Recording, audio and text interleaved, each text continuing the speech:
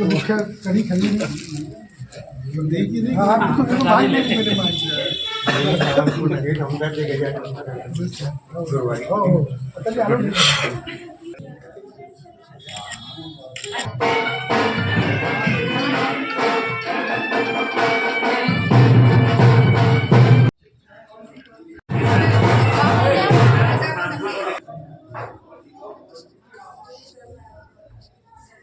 बहुत सुंदर शानदार।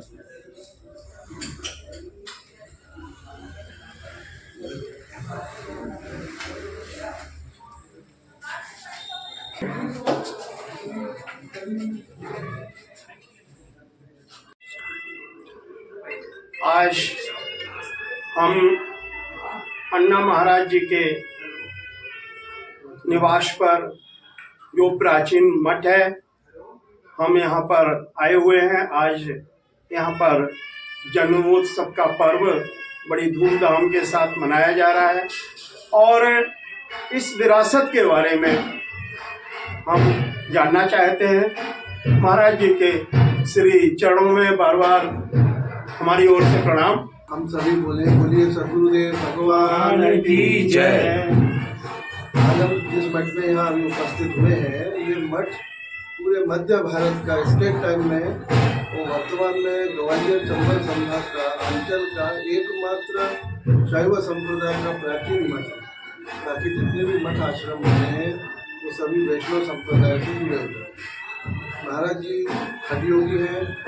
शैव संप्रदाय का ये एकमात्र मठ होने के कारण यहाँ की पूरी जो परंपरा है, पूजन विधि है, वो सब शैव संप्रदाय से है। शिव की उपासना का यहाँ विशेष महत्व है। आज हम जिस अवसर पर यहाँ उपस्थित हुए हैं वो शिवरात्रि, महाशिवरात्रि का जो पर्व है उसका समापन उत्सव हो रहा है। उस उपलक्ष्य में यहाँ आयोजन किया गया, जो स्वागत ब्राह्मण भोजन किया गया। अभी हम महाराज जी के शयन कक्ष में यहाँ उपस्थित हैं। ये महाराज जी का कक्ष है। वैसे ये मठ की जो जानकारी है, मठ जो है 250 वर्ष प्राचीन मठ है। महाराज जी की जिंदा समाधि यहाँ विराजमान है, उसके ऊपर शिवलिंग विराजमान। आप महाराज जी का शयन कक्ष है। यहाँ महाराज जी के द्वारा प्रयोग की हुई खटिया है, महाराज जी के जूते हैं, महाराज जी के द्वारा प्रयोग में की गई। ये महाराज जी पलंग कितना वर्षों पुराना होना चाहिए? महाराज जी को समाधि लिए अब 200 वर्ष हो गए और ये उसके पहले का है, तकरीबन 250 वर्ष प्राचीन।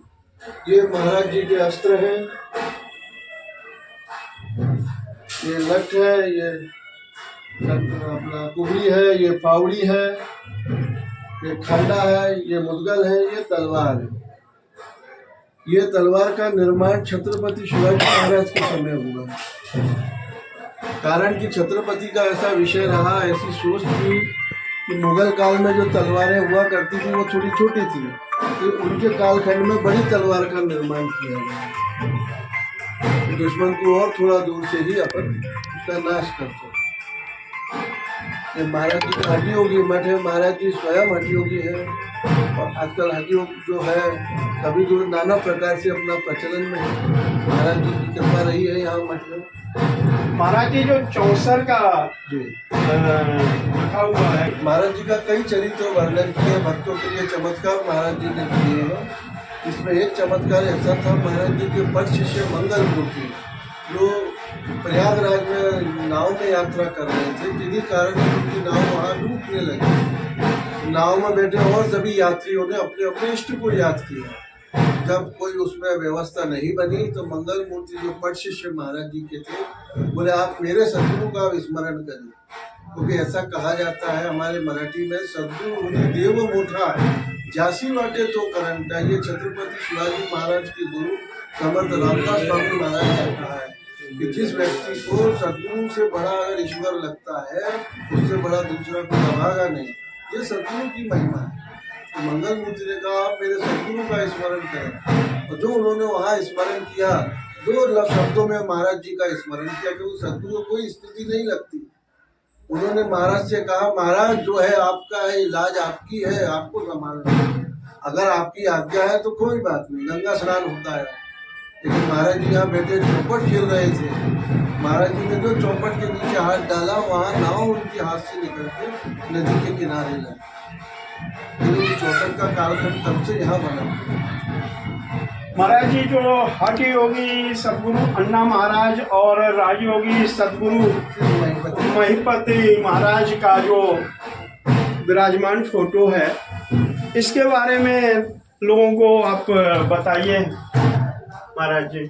योगी है महाराज जी की परम शिष्या महारानी बैजाबाई, उस समय की तत्कालीन सिंधिया रियासत की महारानी थी। महाराज जी के प्रति अनन्य उनकी भक्ति थी। किसी कारणवश दौलत राव जो उनके पति थे, महाराज थे उस समय के, उन्हें त्रुटिवश उनके सरदारों ने भड़काया कि महाराज एक साधु की संत की चक्कर में है, समय रहते आप अपनी स्थिति सुधारें।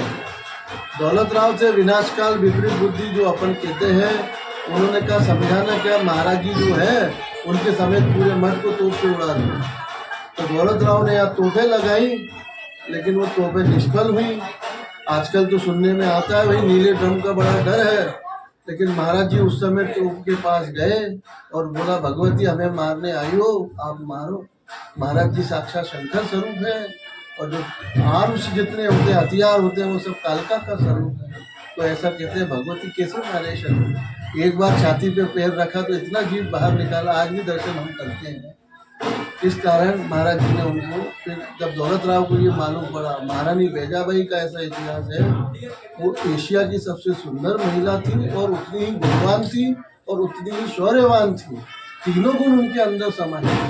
वो दौलत राव के पास गई कि पत्नी होने के नाते आप मुझ पर शक किया, ठीक है, परंतु अपने राज्य में कोई संत आया है, आपने उसकी परीक्षा ले डाली। अब उन्होंने डर के पश्चाताप में दौलत राव बोले महारानी हमें बचाओ, हमारी गलती थी, हमने उनकी परीक्षा ली, अब उनकी बारी, वो क्या करें। लेकिन महारानी बैजाबाई बोली वो तो दया निधि है, आप उनके शरण में जाओ। महाराज के पास वो यहाँ आए दौलत राव, गुरु महाराज ने उनसे कृपा करी, बोले महाराज मुझे चेला बनाओ। तो गुरु महाराज बोले हमारा चेला बनना है तो लंगोट बांधनी पड़ेगी। दौलत राव बोले महाराज ये सब आपने ही दिया है।